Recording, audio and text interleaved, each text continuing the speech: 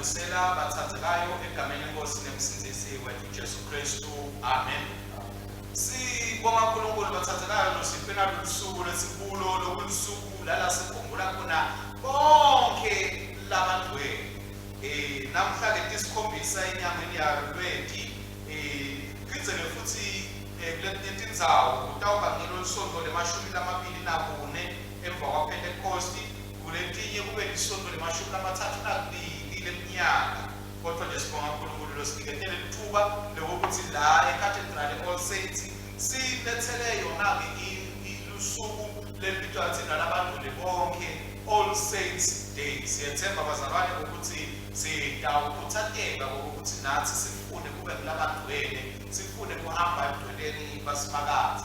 Kule nkonzo yanamhlanje bazalwane lesiyixophako emkhathini wethu kunaye umfundisi Cebo Sibudla Lotawube asisekela inkonzo yesidlo, kunemfundisi Dumisani Mabuza Lotawube asihola kule nkonzo asekela nemithandazo nemfundo letinye, bese banababedlamini Cyprian Lotawusifundzela nanaye imfundo letinye. Siyethemba bazalwane ukuthi nitayithokotela lena nkonzo. Siyambonga siyamthumisa uNkulunkulu siniketele ithuba ukusihlanganyele ndzawonye.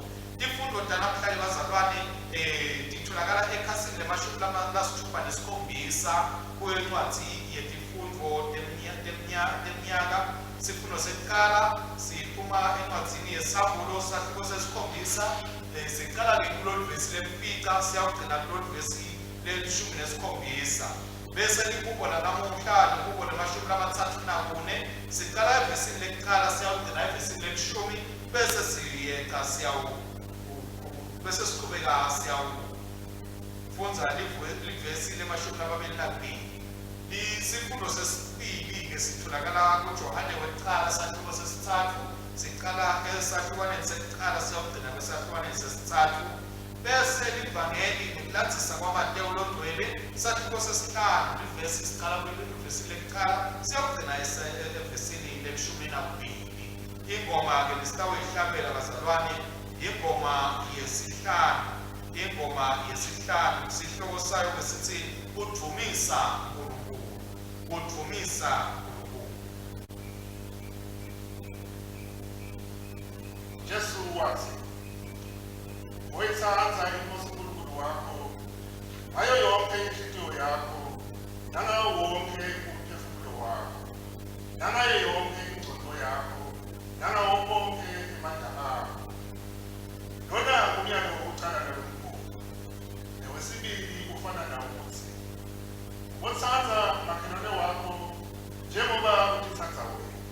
Kule miyalo lemibili ubambelele yonke imithetho nebaprofethi. Bazalwane, asivume entolo tethu sitimisele ngalokuqinisekile ukugcina imithetho kaNkulunkulu, siphile ngeluthando nangekuthula nabo bonke abantu.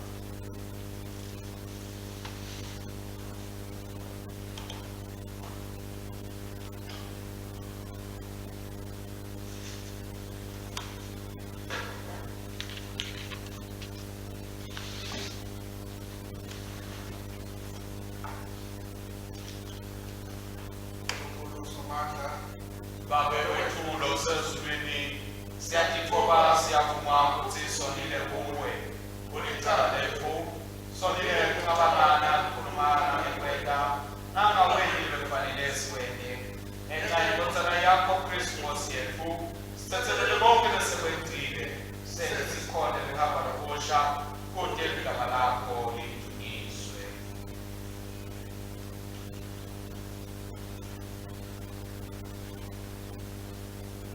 uNkulunkulu Somandla lothethelela bonke labaphendukanga iqiniso, akasihawukele asithethelele intono tethu, asikhulule kudo, asimise asiqinise edungeni bonke, asigcinele asekuphileni lokunini nanini ngaye Jesu Kristu inkosi yethu. Sitawusomthandazo wanamuhla kanye lisuku labangcwele.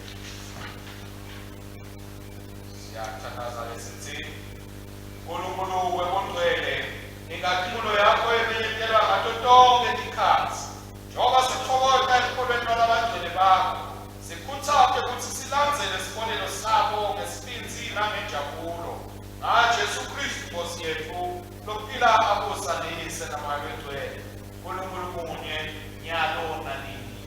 Amen. Sitawuhlala phasi silalele ifundo lanamuhla.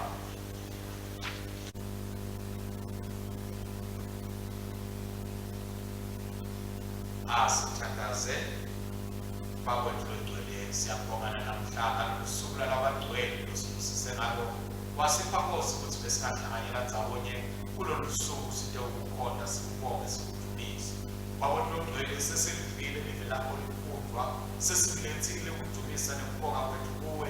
Manje simakadze sesiletha tinhliziyo nemcondo tethu ukuthi Babe asiguqulwe ngalo live lakho, asiguqulwe ngalokho ushoko wena kithi. Khuluma-ke bakwethu logcwele ekhatsi enhliziyweni tethu, khuluma bakwethu logcwele nekhatsi emoyeni yethu kude ukuthi silive live lakho. Yena-ke bakwethu logcwele kuthi emavi emlomo wami nakho kusidla kwanto tinhliziyo tethu kwemukeleke kuwe Jehova nemntwana lethu laphakade ngayo Jesu Kristu Nkosi nemsindisi wethu.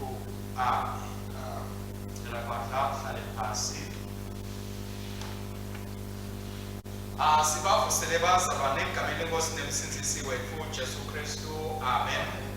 Namhlanje bazalwane njengoba sathi ilanga labangcwele bonke, letinye tindzawo siyakithi baqhubeka nekhalenda lijwayelekile esonto mhla isonto lemashumi lamabili nakune leminyaka emva kwaPentecost, noma-ke lisonto lemashumi lamathathu nakubili leminyaka. Tifundo tethu bazalwane njengoba sesifundzile, sekucala sifundo sitholakala encwadzini yeTsambulo sakhiwo sesikhombisa, lihubo silithole libukweni lemashumi lamathathu nakune. Sifundo sesibili sasithola kuJohane wesibili sakhiwo sesithathu, kwasethi ivangeli silithola ngeLathisa kwaMateyu logcwele sakhiwo sesihlanu.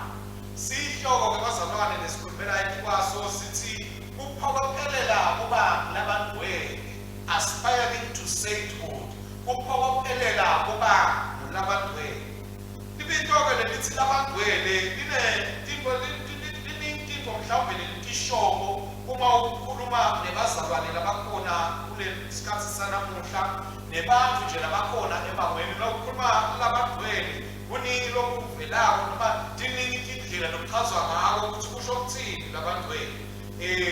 Singasho nje sikafishane ngekujwayeleka labangcwele ngabebetelwa ukuthi mhlawumbe umuntu lonikiwe lesigaba sekokuthi umuntu longcwele anikwa libandla ngokuthi libuke imisebenzi yakhe, libuke impilo yakhe ebandleni njengoJosefa njena lwatala Jesu, sesapita ngaSaint Joseph naMaria lwatala Jesu, naye sapita ngaSaint Mary, Pawula lowahamba alishumayela livangeli, sapita ngaSaint Paul, naboJohane labahamba benta umsebenzi welivangeli nabo, sibapita ngaboSaint John bathathelana. Kusho ukuthi uJohane longcwele, uPawula longcwele, uJosefa longcwele, uMaria longcwele. Njengoba sisho bazalwane, leligama labangcwele lingaphinde lisetshenziswe ukukhuluma nalabo labafile bafela enkosini, nesititshela ukuthi imimoya yabo bathena bafa yahamba yayawuhlala yayawumela kokuthi uNkulunkulu abuyise inkosi yethu Jesu Kristu kude ukusa emhlabeni. Labanye-ke singasho ukuthi longcwele labangcwele lawa maKristu latimisele ngenkolelo yabo lesithina sibabuka nje sithi cha laba ngilabangcwele baNkulunkulu. Uma sisebenzisa lesibhuka letichaza bhuku letehlukahlukene nasichaza leli gama labangcwele, nawubuka nabathi Wikipedia ukutshela ukuthi umuntu longcwele umuntu lokhosakalise ukuthi asehamba emhlabeni ube nebungcwele lokuphakeme lokumangalisako, kwaba nekufanana noma kwaba nekusondzela kuNkulunkulu. Nasiya-ke eGilani eCambridge sisebenzisa iCambridge English Dictionary, yona ikhuluma ukuthi umuntu longcwele umuntu lotihlukanisile, ikakhulu lona leli bandla lelibone umsebenzi wakhe naseseliyawunika leso sigaba noma leso siqu lithi umuntu longcwele. Nasibuka-ke khona eGilani Oxford Dictionary, yona ikhuluma ukuthi umuntu longcwele nomuntu leli bandla lemaKristu sibona ukuthi undwele ngenxa yendlela laphile ngayo asemhlabeni noma indlela ke lafe ngayo nase ahamba emhlabeni. Nasibuka-ke futhi lesinye isichazambuku lesibitwa ngesona ukuthi christianity.com siveta ukuthi kamalula nje noma singakwenzi kube nokukhiyeke kakhulu indzaba yomuntu londwele, umuntu lotehlukanisile, umuntu watehlukanisela ukuthi awente umsebenzi waNkulunkulu. Ngenxa yaloko-ke lowo muntu kubhekeke ukuthi wonke muntu lomlandzeli waJesu adinge ukuthi ngumuntu londwele. Ukuwena kimi bazalwane ngokuthi sesifile nechazelo letehlukahlukene njengoba ngishilo kuthanda ukuthi ndinini sesifile ngokuthi bese wena kuyasho ukuthi njengoba sibemekela sithi namuhla sigubha lusuku lwabandwele sikhuluma ngaphambi labandwele wena lakhuluma ngalabandwele balebusuku lolu ubona bani ngentaba ubuke laba labandwele mhlawumbe nabasedlulele ngeke ubuke labandwele labasikolako noma ubuke bona labandwele labangamaKristu sekukuwe ukuthi wena ukhaza kukuphi lokhu kukhulumelako nalokhu kusebenzelayo. Lusuku lwabazalwane lwabandwele noma lusuku lokudweliswa kwabo bonke noma lusuku lokugubha labandwele lokugubha ukukhumbula labandwele noma lusuku lokuzitha kusithelwe labandwele noma lusuku lwesidlo salabandwele. Indlela lelibitwe ngalo lolusuku eminyakeni eminingi eyedlulile ngesingisi mhlawumbe besingaqathele ukuthi bekuyaye kuthiwe All Saints Day, All Hallows Day, Feast of All Saints, Feast of All Hallows, Solemnity of All Saints and Hallowmas. Nako-ke le kuyaye kubitwe ngalo etikhathini letedlulile. Belibabe lisuku bazalwane emaKristu lagubha ngalo akhumbule bonke labandwele lababekhona ebandleni labatiwako nalabangatiwi ngoba labanye singabati labanye singabati ngoba kungenteka lapho sibukile bathi uNkulunkulu nguye lobona kangcono nguye lobathi kangcono ukuthi naba labandwele naba labangasiko kodwa nisilibanda sikhona lesibukile sicha la sikholelwa ukuthi bahambe baba labandwele.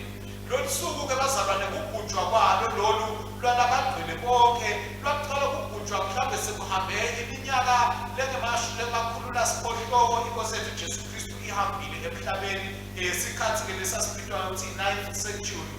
Kwenteka-ke kulatichiki emaveni letakha livi laseNgilandi noma letakha iBritain bathathekayo bese-ke kwandlulela lokho iminyaka mhlawumbe lengamakhulu lamathathu ihambile inkosi yethu Jesu Kristu emhlabeni laqala ibandla laseliyagubha letinsuku talabandwele lababandwele nabatiwako lesekukhulume ngabo lemaventile boSt Paul, boSt Peter, boSt John, boSt Peter bonke nje labo lesive ngabo lababhaliwe ebhayibhelini bathathekayo. Base kuyaqalwa kuyagujwa tinsuku-ke ngokuthi hawuyakwene mfutha ephilile emhlabeni yaba kanje nawo lesifundza okuye ukuthi uNkulunkulu kufanele simkhonde kanjani, uNkulunkulu kufanele simthathe kanjani. Sesithi abazalwane lesuku lolu luqala ukugujwa nge-9th century noma sekwedlule iminyaka lengamakhulu lasiphohlongo Jesu Kristu ahambile emhlabeni. Emabandla-ke ngekwehlukahlukana kwawo alugubheke lolu suku futhi alugubha ngekwehlukahlukana nalesikhathi lesiyiso samanje. Thina njengoba sibona silugubha lolu suku lolu mhlalulunye enyangeni yeLweti.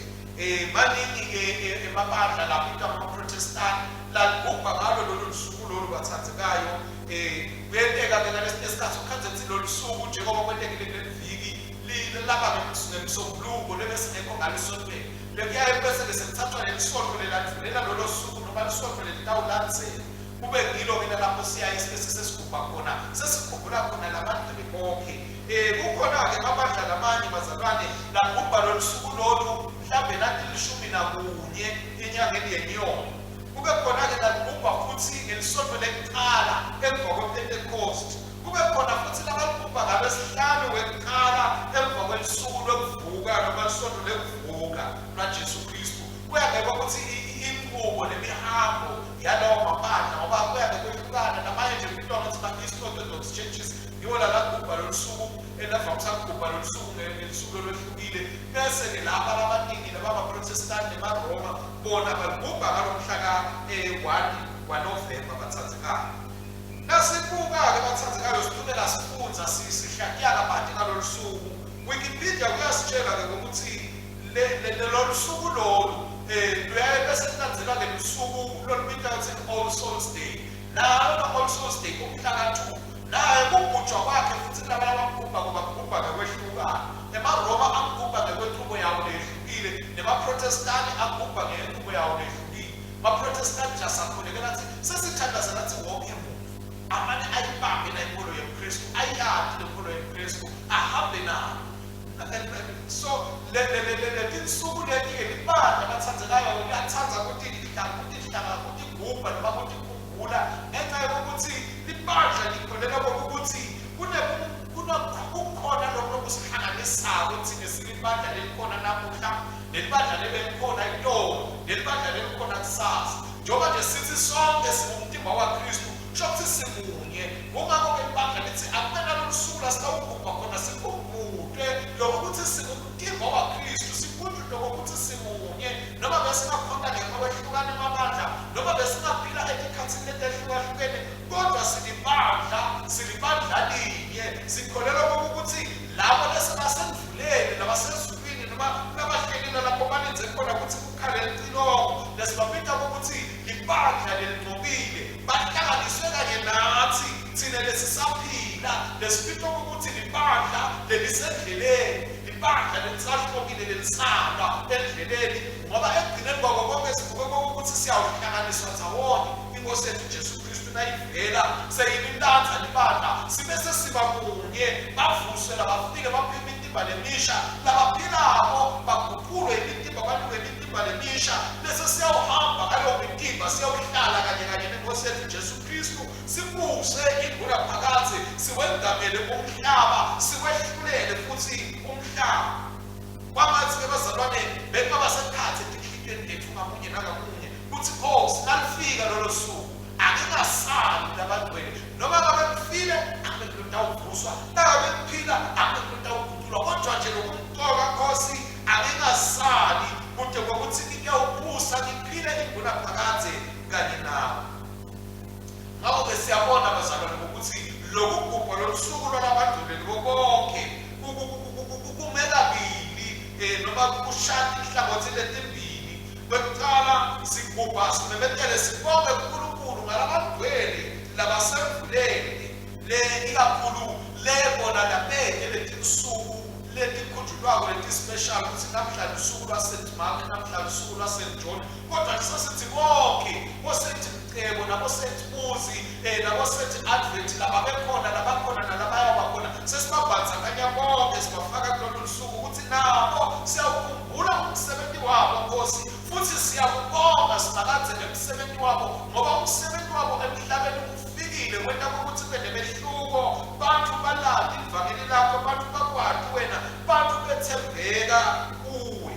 Phindze futhi sithi lolu suku luphindze lusisike kokuthi sikhuthaleke sibazalwane kwathi kokuthi kukhona labangcwele labasemvuleni labayihambile lendlela lesihambako lesiva kwangathi namhla ilikhuni ayihambeki, kodwa lasibuka sithi nangabe bayihamba lendlela bahamba naNkulunkulu nathi sitawuyihamba. Angeke size silahleke endleleni noma ngabe bese singagilela, kodwa sitawuvuka sisukume sisubaze sihambe lendlela.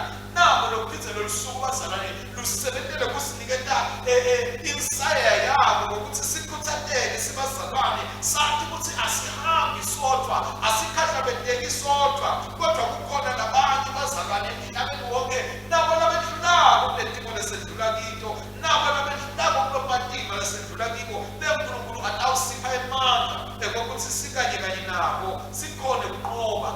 Futhi kukhona nabanye labasibukelayo bayasho ukuthi nabo bazalwane bayibambile, nabo bazalwane bahamba endleleni, qhubekani ningajiki, ningasabuyele emuva, gijimani, sekusefunde empini bazalwane, beketelani. Kwangathi basho njalo labazalwane sesikhumbula incwadi yamaHebrew chapter 11 lethi sikhule singaka sabofakazi lesi situngeletile kwangathi siyamemedela sithi gijimani bazalwane ningaphelelwa ngemali. Masibuka-ke bazalwane sibuka izifundo zethu namuhla siqala ngesifundo lesitholakala encwadini yeSamuel. Leso sifundo sisikhumbuza-ke bazalwane ukuthi ukhona usuku loluyafika lapho siyawukhomeliswa khona ngokuthi sihlale ebukhoneni kaNkulunkulu ngokuthi lelikhona usuku lapho ntonke tinsisi konke bona kwethu kuyawuqheshiswa kususwe kukithi sihlangabele kanye neticuku letiyawukuba ebukhoneni kaNkulunkulu lelithi libali mnifi bavela etiveni tonke bageze embatho tabo engadini yelimuntu lesiyawuhlangabetana nabo sesisonzela kuNkulunkulu wethu sesimbonga sesimdumisa imini lebusuku sithokoza sijabula sithi Nkosi usigcinile, Nkosi usedlulisile kubo bonke, Nkosi useleza ababanqobi nawo siyakubonga siyakudumisa siyibona imvana yaNkulunkulu seyimelusi wethu losikholela etiyabini tekuphila kwaphakade atesula tinyembeti tethu siyayibona bazalwane impilo lemnanzi nanenhle kangaka lesethekiswe yona ekukuthi sihlale silabadwele uKristu. Leli buko liyaqhubeka bazalwane liveta lenzaba kithi liyakhumbuza liyakha ngekhansi kithi kokuthi Jesu Kristu aqhubeke abe umelusi wethu siqhubeke simbonge simdumise kude ukuthi yena atawusisinzisa asikhiphe asele sibe disebeni takhe letiyawuqhubeka tihambe kanye naye letiyawuthina kulukhuni intathu ukuthi uJesu Kristu siyalithola lidwala lekukhosela sikhosele kuye sisinze lesiyawuqhubeka simkhonde simthembena simthembe uNkulunkulu wethu lokumdali wethu sathi ukuthi kubo konke lokho lesikwentako sakha sisekelo sekulabadwele baNkulunkulu baphakathi. Sifundo sesibili bazalwane siyasikhumbuza ukuthi nebha sibikiwe ukuthi sibe bathanda baNkulunkulu. Sibikiwe ukuthi nabavela Jesu Kristu siyawukutula ukuthi sihambe siyawuba naye lize liyamemethela leli lithi asesazi ukuthi kuyawuba njani kodwa nje lesikwatiko ngokuthi kukhona lokuyawubedeka kukhona kuguqula lokuyawuvela siyawukutulwa senteke lokhu uNkulunkulu lasafuna kukwenta asaphelelisa ukugcwele bethu sekasithatha kokuthi sifanane size sibe njengaJesu njengoba tinsuku tonke bazalwane sikhala siphokophela ukuthi mangibe njengaJesu kwami kwenta mangibe njengaJesu noma ngingakhoni kodwa ngawutama kodwa lithi lelivi ngalelo la uyawusenda uNkulunkulu bese siyafanana naJesu siyadlula-ke bazalwane singena kilo livangeli lanamuhla lelo na sifa Jesu Kristu amemethela indzaba yokuthi lokukholwa lesikufunako lokukholwa lesimlangazelelako maye kuyabika Nkosi yami kodwa ekubiteni kwabo maye babusisiwe labo labapitiwe lababeketelako labedlula kuto tonke letinto lethiwa sitawedlula kito siyatshela ukuthi kufanele sibe netimpilo letehlukile emhlabeni kude kokuthi sibusiseke kude kokuthi indlela lokuphila kwethu kube lokutawuchaza emkhathini webantu kusitshela Jesu Kristu ukuthi maye noma ngabe besinabahluphekiswe kangakanani noma besinabantu abantondwe kangakanani noma besinabantu ababuke kwakhe kangakanani kodwa asazi ukuthi sibusisiwe ngoba sendelwa konke lokhu sendelwa yena sendela umbuso wakhe kuthi kaJesu njengoba labanye bedlulile empilweni bahlupheka nangathi sitawedlula sihlupheke bazalwane ngeke nje ukuthi ngoba umzalwane kuhlupheka kutawukubalekela kutawufika uvivinywe kodwa babelela uhlale ebudweleni kaNkulunkulu kude thina kukhala litiloko utholakale ufanele kokuthi uvele ebukhosini kaNkulunkulu ungulothokozile ungulojabulile ungulotawuphiwa umchele ungulobusisekile kwaNkulunkulu ngoba uhambile ngendlela wavuma kokuthi ube lodwele njengoba labanye basedlulele lenamhla sibebedela ukuthi badwele ebukhoneni basibakathi.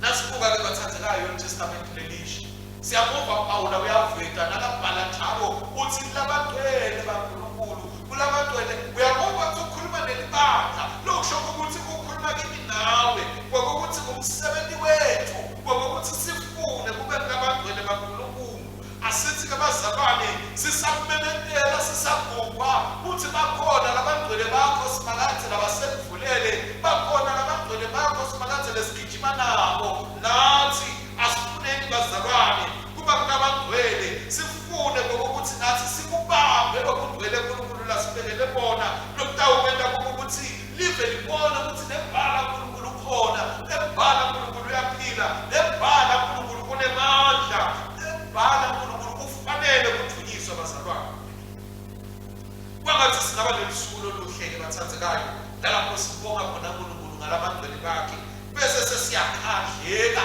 kakhulu siyafuna ukuthi sibe labantu uNkulunkulu labasibike ukuthi sibe ngibo simkhole yena simsebenzele ngempindisela sithembeke kuye kude kube sekugcineni kude ukuthi sithe wabukeliswa lokho lokuhle uNkulunkulu lasithembise bona kwakathi uNkulunkulu akasithe abazalwane sibe labagcwele njengoba naye agcwele usibikile wathi nathi asibe labagcwele bakhe.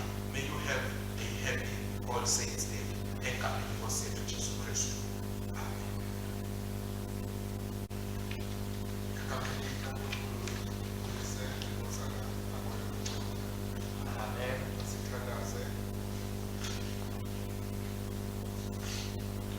Simakathe siyaqhubeka ukubonga nalabagcwele labangakabaleki labasethubeni basifundisa ukuthi impilo ngekukhona lekumisa wena iyaphileka siphe ukuthi sifune kulandzela Kristu ukuthi sifanane nabo ekufezeni impilo losibekele kuyo wasibekela yona asishiye ngemuva isayeka ngekukholwa kwethu nemisebenzi yethu kude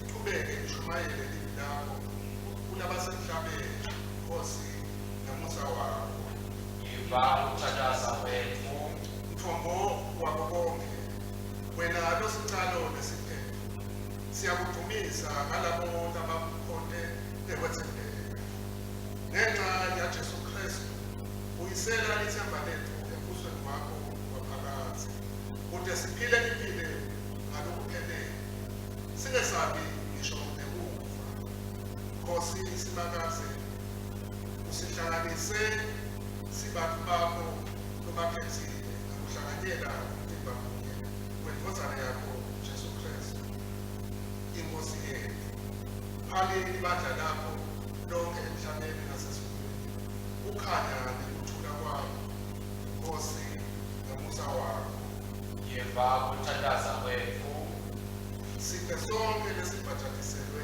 ekufeni nekuvuka kwaKristu kude sife esonweni sivukele ebusheni bempilo kude sedlulele kanye naye emagedeni ekuvuka nelithuna siye ekuvukeni lobunengi obonke Nkosi namusa wakho Yiva ukuthandaza kwethu phani bonke labondliwa bengalini emtimba wendodana yakho kude bavukele ekuphileni kwaphakathi lokude imkhohlakalo kude sihlale naye nalabangcwele bonke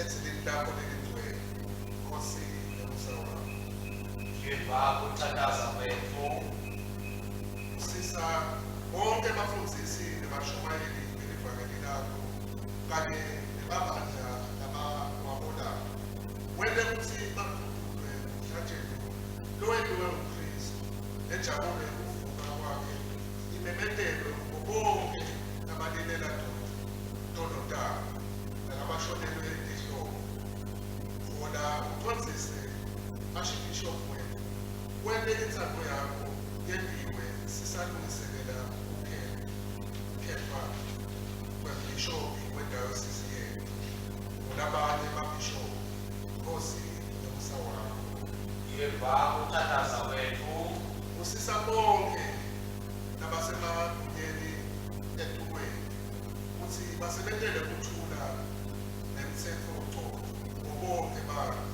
nekuthi babe kulabalandzela intsapho nami isizwe sethu ukuhlakanipha nebaboni kuba nesibinzi nelwandle lokukhula kahle. Senze sonke sifune ukujula ukuvana emsethothotho wabo Nkosi nomusa wakho. Yiva ukuthandaza kwethu. Gcina labo labanenqamo, labo labazini, labo labagulako nalabalimele, labo labeswele umsebenzi, labo labele emakhaya, labo labalahlekele kanye nalabo labacele imithandazo yethu. Siphe umoya wakho longcwele ude alethe ivuthutho lokululeka nekwethemba ukuthi ukhona oholela esizisweni. Nkosi nomusa wakho. Yiva ukuthandaza kwethu. Sisinde babe emkhathini wempilo esingaticoni ukuthi sikhole udududeka ekudlelweni nalabangcwele babo ekuthethelweni kwentondo uvusa kwentima nekuphila kwaphakathi. Nkosi nomusa wakho. Yiva ukuthandaza kwethu. Sihlanganise kuleli sakramente lelibusisekile kuyo imvana lethethelela tono nelini nabangcwele bonke nelingilosi bakhona esihlalweni sakhe saphakathi. Nkosi nomusa wakho. Yiva ukuthandaza kwethu. Sibusise Nkosi ngebukhona bakho nobelapha senze silambele umthetho.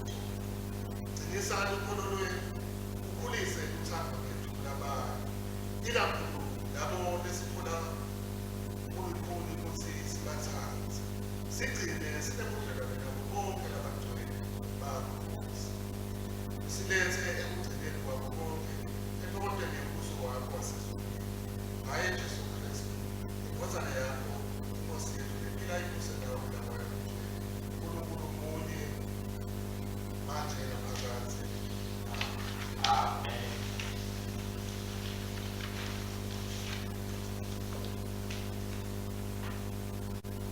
Kanye sisho sithi babefika ngemandla sinikela kuye Jesu Kristu Nkosi yethu kube sinomhlatshelo lophilako bebefike ngemandla babakhulugcwele sihambe sibekele emdumone Nkosi bakho.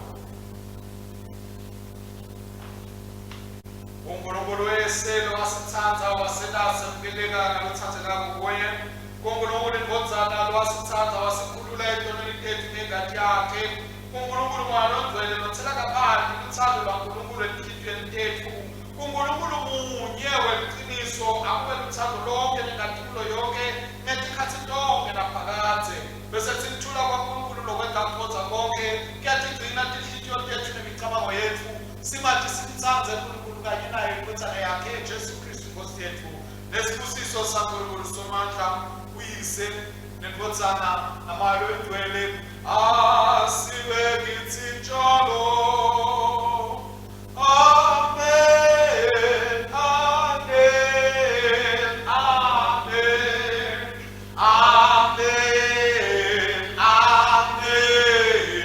amen, amen, amen,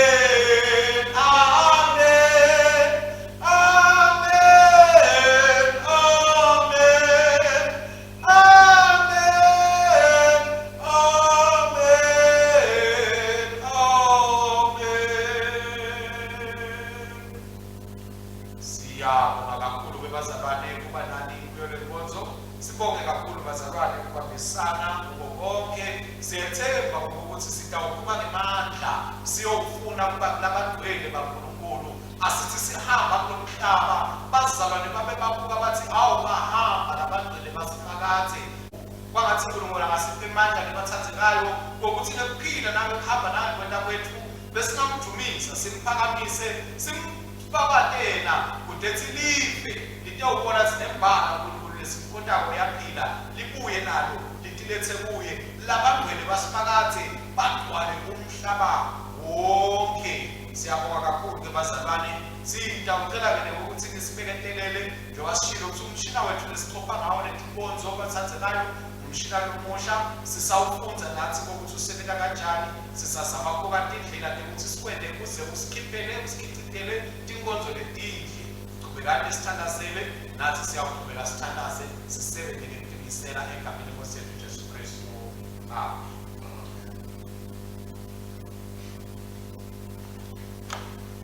Bazalwane labathathelako asambeni ngokuthula nangothando siyosebenza inkosi Egameni la Kristu. Amen.